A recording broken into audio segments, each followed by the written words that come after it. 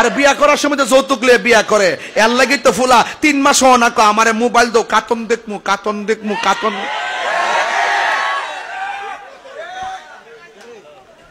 হে যৌতুক লিয়ে বিয়া করছে, হের ঘর থেকে বাড়ি লিখিতে পারিব? কথা কোন ঠিক না বেটি? এই জন্য হারামের মধ্যে আর না, দাম্পত্য জীবন অসংখ্য অসংখ্য সংসার ভেঙে গেছে এই যৌতুকের টাকার কারণে। কথা কোন ঠিক না বেটি?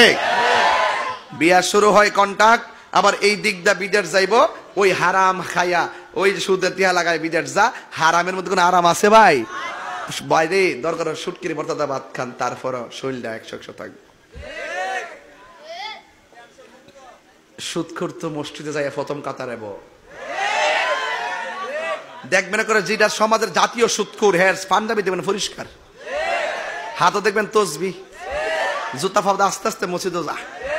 অক্ষর ইমাম সাহেবের বরাবর খারা হইতে কেমন ইমাম সাহেবের দমক দে, ইমাম সাহেব ফ্যানটা ময়লা কি লেগা বাবাত্রা ঘুরে একটা তাফার মানুষ সুদ করে গালটা পাতারে। আমার মতন তেরা হইলে এমনি মাল লইলে। কথা কন ঠিক না বেডি? আমি কয়েকটা চাকরি ছাড়ছি আলি একমাত্র এই সুদকুটির কারণে। কথা কন ঠিক কিনা? এই সুদকুর সমাজের সবচাইতে বড় নিকৃষ্ট ব্যক্তি। কথা কন ঠিক কিনা? যুবক ভাইয়ের আমার, একটা সুদখোর কোটি টাকার মালিক হতে পারে, কিন্তু আল্লাহর ঘর মসজিদের সদস্য হওয়ার যোগ্যতা তার নয়।